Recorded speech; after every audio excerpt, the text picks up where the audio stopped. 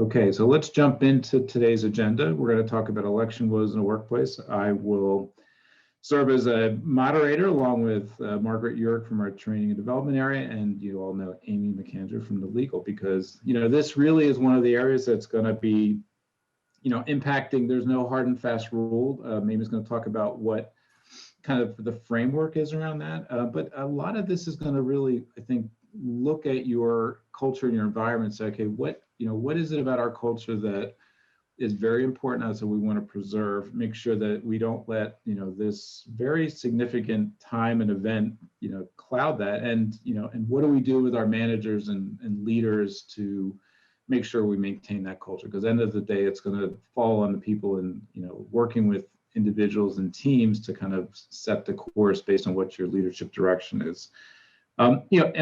Politics is always an emotional area. It was emotional 4 years ago. I think this is really an unprecedented time because not only do we have very, I'd say divisive political positions, but we're just dealing with such tremendous uncertainty and change with COVID and the economy and racial tensions, just so much bubbling. I think, the impact on people emotionally right now is running very high just in general. And so, it can be a powder keg, and what we want to do is to really diffuse that. And that's kind of our goal for today, is to kind of give you some ideas to think about. So with that, I'm going to turn it over to Amy to talk just a little bit around the various legal standards that do relate to this area. Amy? Okay. Thanks, Kevin. Good morning, everybody.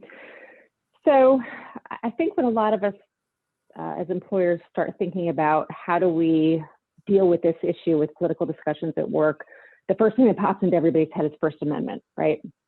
Oh, well, I have First Amendment rights to say whatever I want at work, but not so. The First Amendment protects government censorship of speech, but does not really affect, in most cases, private employers. So you do have a lot of freedom around this area to regulate speech in your workplace, especially as we'll talk a little bit more as it affects certain other issues. There are, however, considerations under the National Labor Relations Act, and I think a lot of employers, when they hear National Labor Relations Act, NLRA, they think union. They think, I don't have a union. I don't have to worry about NLRA. But there are Section 7 rights, Section 7 of the NLRA, that apply to all employers, union or non-union. And basically, employees are protected if their speech concerns what we call quote unquote concerted activity. So if the speech pertains to working conditions, so pay, benefits, healthcare, and right now safety, right, is a big issue.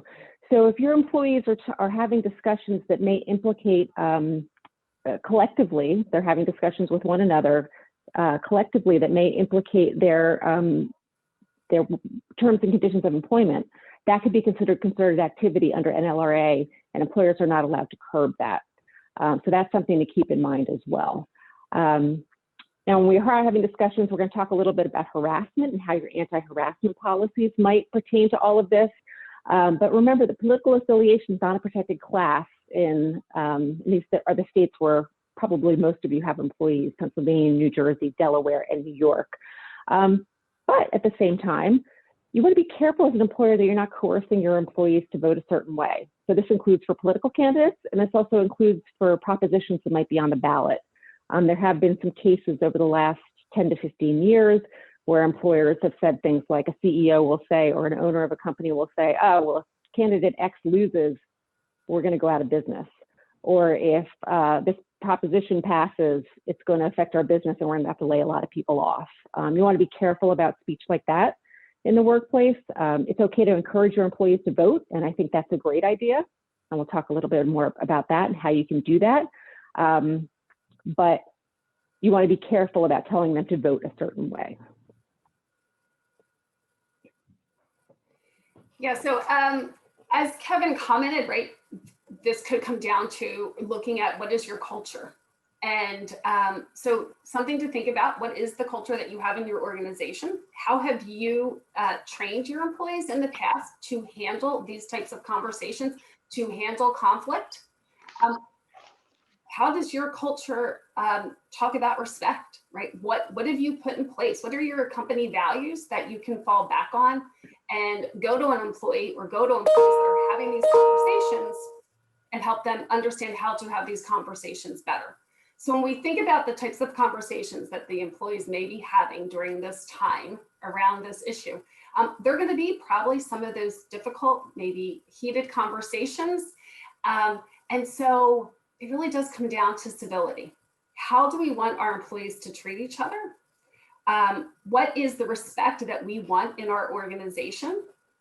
And have you communicated that, right? So this is the opportunity to let your employees know what type of respectful workplace you want, what type of respectful workplace that you have. It's also, though, a great opportunity to potentially let your employees know how to have these conversations.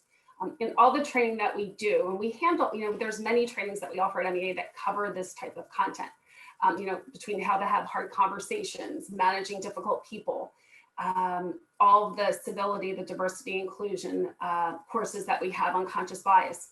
It's really all about raising an awareness for your employees, because many people just don't have the skills to be engaging in a respectful way in a difficult conversation.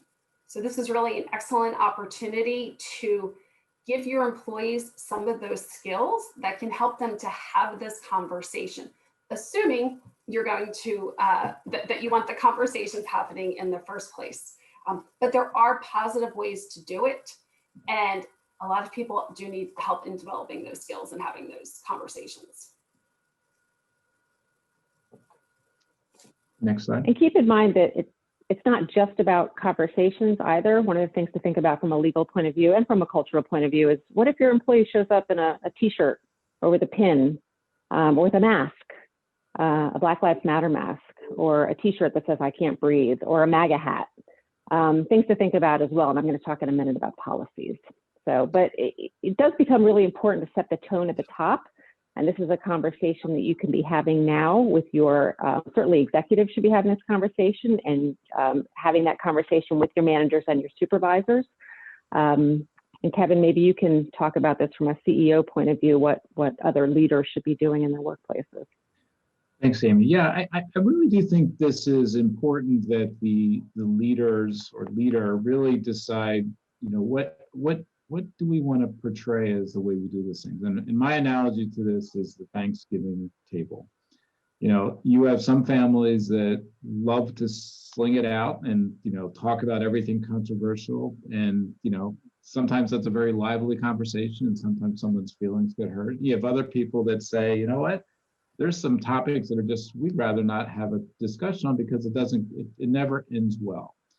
And I, a lot of the companies we work with, when we talk about their culture, they talk about a family atmosphere and a family culture. And as Margaret said earlier, I think we're saying to everybody, you've got to really create an inclusive workplace where everyone feels valued and respected. And I think this is one of those areas where, the allowing a lot of conversation, I just don't think there's I think you're not going to, end of the day, win with that, because there's going to be people feeling very sorely either way. Either they're going to be very happy they have won, and again, you hear they were winning and losing so much around politics these days, which is a shame, instead of like collectively, where should we be?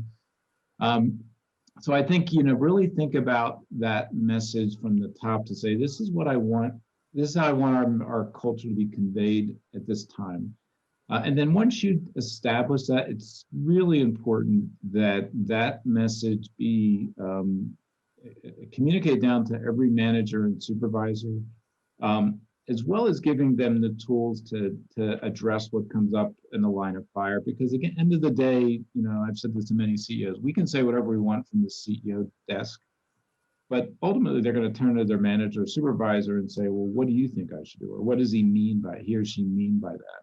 I see this all the time with engagement surveys. It doesn't matter what, they are going to rely on someone close. So make sure that message, the key points, is brought down to the managers, and that they're on board, and you've given them a chance to understand it, and you've given them some ideas about how to handle specific situations. And and Mags, maybe there's something, a couple ideas you have in terms of what you can tell we don't have time to put them through training right now, so what can we give them as tools or some ideas there? So absolutely, and you're right, we don't have time between now and next week, although I know, as Amy's going to share with you, this is likely a scenario that's going to go on for a while. But it gets back to what I said earlier. A lot of people just aren't equipped to have this conversation. So the one thing as a manager that we can do, one is if there is a conversation that's going on, or two people that are just not able to communicate well, it's creating friction. There's obviously issues happening. And it's not just these two employees that are affected. It is the people around them that will also. So helping those two individuals have the conversation, maybe pulling them aside and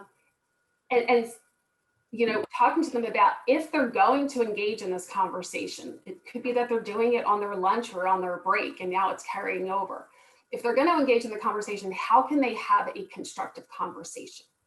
And that involves both people being willing to listen. It's not just about the one person forcing their agenda on the other person. It's not about winning or losing, as you said, Kevin, right? It's about us entering into conversation, seeking to understand the other person's point of view.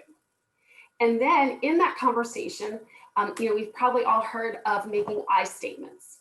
And that's where in a conversation, you say things like, I am not comfortable with that, or I don't agree with that, or that doesn't seem right to me, as opposed to you're wrong, you shouldn't be doing that. I don't know why you think that, right? So owning how you feel, owning your statements is really powerful in keeping a conversation calm, and where two people are just able to engage back and forth, share ideas. Hopefully, ideally, it would be great if we could ask people to find a way to find that common ground. I think that's going to be difficult. So there are some statements I'm going to put in chat here for you that are just really great ways that you can give great tools that your employees can use to get themselves out of a situation or prevent themselves from getting into a situation that they don't want to get into. Because again, like I said, a lot of people just don't have the really good communication skills. They don't know how to not engage, or once in something that they don't want to be in, they don't know how to get out of it in a good way. So I'll put some of those comments in chat. And a great way to say that is, we can agree to disagree. And it's a good way to close a conversation without having to give up your position. Because again, we're not trying to win an argument, but also to say, you know what, my relationship isn't more important than winning this. And let's just, sometimes you get a little frustrated when you hear that, but it's a good way to kind of leave it intact. And as Margaret said, to have a dialogue about something versus trying to win an argument. And Kevin, your point, if you say, I really care about our relationship, or I care about our working relationship, I care about how we get along here at work. So I think it's just best if we say that we'll just agree to disagree on this one. That sounds pretty good on the ears. I think the other thing you have to realize, even if you think in the workplace, well, we all agree. I know our place, we all favor the same thing. Well, that's probably becomes a cultural statement that, and again, we think about inclusion, it may not be everybody, and there may be somebody that's not engaged in the conversation, that's getting very frustrated by that. And again, if you want a workplace where everyone feels valued and respected, to me, there's a no-win by, even if you think what most people are thinking, to allow that to be more than a conversation or on a good dialogue versus a kind of that we won kind of mindset. So I know it's hard. Again, this is a very difficult time, and a lot of emotions are going on, but I think that's why we're saying set that tone at the top about. And so if you as a leader refrain from those conversations, then your managers refrain from it, and the supervisors, it's going to become the vibe. If you're doing it with your top people or managers are doing it, it's saying it's an okay thing. So I really do think setting that tone at the top is the most important part of the process. The other thing, if I could just add real quick, and we've talked about emotions and how this is an emotional thing. One of the things that we teach in our Totally Responsible Person class is the fact that you have control over your thoughts, feelings, and actions, right? So saying that person made me mad, or he keeps pushing my buttons, or she, keeps saying these things that gets me upset and I can't take it any longer. If you remind your employees, and this again is a hard thing for people to understand at times, but we really have control over how we react and what we think and what we feel. And so it's possible that in a situation that just reminding somebody that just because somebody else is saying something, somebody else is doing something, somebody else is wearing a t-shirt or a hat that you don't agree with, that you have control over how you respond to that. That's pretty empowering and can really help to calm things down. And I think, and Amy, you've made this point earlier, is that this isn't going to stop next Tuesday. This is, whether it's we're still tabulating or, what's going to be going on in the media and about this is going to be there for a while. So that's why it's important to kind of say, okay, this is our position. It's not a one-day thing. This is going to be for a while, and the more you set the tone, the more it'll die down. I don't think you want your workplace to become the local bar where people are coming and talking about this.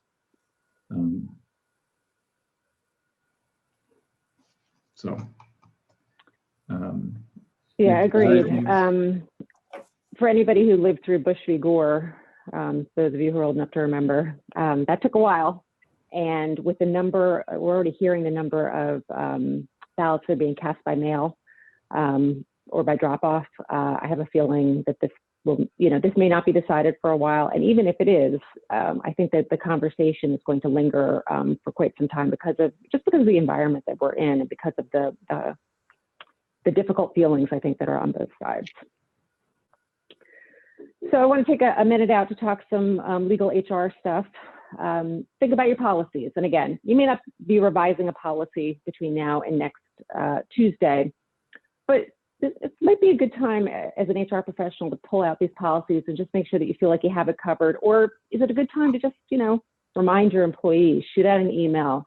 If you have a scheduled meeting, just to remind folks. So one is your solicitation distribution policy. The solicitation distribution policy comes up anytime you're talking union avoidance. It's the same rules apply now. You can ban employees from having political discussions or handing out literature during working time and in working places. Obviously, that becomes a lot more difficult in a virtual world. So think about how that might apply. The employees should not be using Teams or using Zoom or using company email to be sending this stuff out. The tricky thing about solicitation distribution is always, well, are we banning everything? So is anybody selling Girl Scout cookies over Teams? Is anybody fundraising for their kids' sports team? Assuming there are sports teams right now, over Zoom. So solicitation distribution can get a little bit tricky. And speaking of tricky, how about social media? What are you going to do, if anything, to police social media that's going on with your employees? When I do anti-harassment training, one of the things I always point out, and especially to supervisors, is do you really want to be interacting on social media with people you work with? Okay, and so I'm the Gen X lawyer. I've never friended anybody I currently work with on social media. I just think it's probably not a great idea, but I know especially younger folks feel differently, and some people who are not lawyers feel differently. So, but it is something to think about. Is that really something you want to do? Because it is sort of a wave of harassment claims that is started and is coming. We can harass people through social media. So when an employee comes in and says, oh, Joe, who I work with, posted this thing on social media last night and it got me really upset, I feel like it's targeted towards me. The same rules are going to apply. It's still an anti-harassment situation, so keep that in mind as well. Talked about apparel, buttons, uniforms. Very famously, I think Starbucks got themselves in a little bit of trouble a couple of months ago when they were trying to ban Black Lives Matter masks and I think buttons. Just really think hard about what your policy is. Probably the easiest policy is we're not going to have any writing on anything unless it's our company logo. And that becomes really easy. Now, what do you do then when you're the company that wants to have, Eagles Fridays to show your fandom, things like that, but something to think about. What are we going to do around the hats, the buttons, and now, of course, the masks? And then sort of your general workplace conduct policy that goes hand in hand with an anti-harassment policy. So like I said before, politics or political affiliation, not a protected class, but when we start talking about political affiliation, a lot of times we get into gender issues, we get into reproductive rights issues, which can implicate religion. We get into immigration issues, which can implicate national origin. We get into LGBTQ protection issues. So all sorts of protected classes can get very easily implicated in any political discussion. So keep that, this might not be a bad time to remind employees that we have a commitment, again, to a civil workplace, but a workplace that's free from harassment, and remind people of your complaint procedure. You know, if you are having an issue, you got to know who to come to, right? Go to any supervisor, go to HR, go to someone, and then remind your managers and your HR folks, every HR folk, not just the person at the top, when a complaint comes in, even if it has political overtones, we're still going to use we're going to treat it like an anti-harassment until we know that it's not. So make sure that you a procedure and you use it consistently. And then finally, voting leave, something to think about. It doesn't apply in New Jersey, Pennsylvania, or Delaware. We do not have voting leave laws. New York does. You have to provide 2 hours of paid leave. You can control whether that's, you know, the beginning of the day, end of the day kind of a thing. But at the same time, even if you're not required as an employer to provide voting leave, you may want to think about it, right? What are we going to do around voting leave? What are we going to do to encourage our employees to get involved and to exercise their right to vote? So something to think about as an employer. What are you going to do next Tuesday? And of course, we're talking generally about civility in the workplace, even where the conduct may not rise to the level of harassment and your anti-harassment policy may not be implicated. Mags, did you want to further address that? And this, you know, gets back to a lot of what we were talking about, and it really, we acknowledge, right, not a lot of time for formal training between now and next week. But again, this is something that's going to go on for a while. And just in general, we know that a lot of people just are not comfortable handling these types of conversations, right? Handling conflict. It's probably one of the toughest things that a manager has to figure out how to do. So imagine how your employees are doing with it as well. So there is the opportunity for you to, as a manager, right, or for, you know, the HR folks on this line, to help your managers learn how to coach their employees through having conversations that might be uncomfortable. There's an opportunity for you to remind your staff what your culture is, what your stance is on how to be a respectful workplace. What does that look like? It's very possible that people need to be told that the behavior that they're showing, what they're doing, does not meet our criteria for a respectful workplace. So it's a great opportunity to just sit down and talk to your people, talk to your employees and say, we all want to get along. We are all better together when there's stability in the workplace, right? When we work together better and can get along. And, you know, I'm concerned that there might be potential situations coming up that are going to be difficult for us to handle. You know, depending on your relationship, as a manager with your employees, you could bring people in ahead of time and talk to them about this. How do we want to handle this should this come up? We know next week is potentially going to be difficult for some people. We know it might be upsetting, whatever the case might be. How do we want to handle this as a department? How do we want to handle this as a team? You know, how do we want to self-regulate? That would be a great conversation to have and pretty forward thinking. And it would give people the skills that they need to have to be able to do this. So that's talking with everybody as a group. And then there's also the opportunity to talk one-on-one with some people. And really, if you know someone's having trouble with this, how to coach them through how to have the conversation or how to avoid the conversation or how to feel about what's happening. And it's the opportunity also for the manager maybe to realize that they might have some people that do need to talk to HR or do need to talk to their EAP if they have one. Some people could get very upset. I know it did happen at the last election. You certainly had some people that felt it very strongly. So that's going to be part of maintaining the civility and the respectful workplace. Is really just acknowledging people's feelings as well. Amy, we did have one question come in I thought it'd be good for you to address, which was, what is your advice regarding DI and conscious bias training for federal contractors in light of the president's recent order regarding diversity training for federal employees? Right. So this question refers to an executive order that was recently signed by President Trump,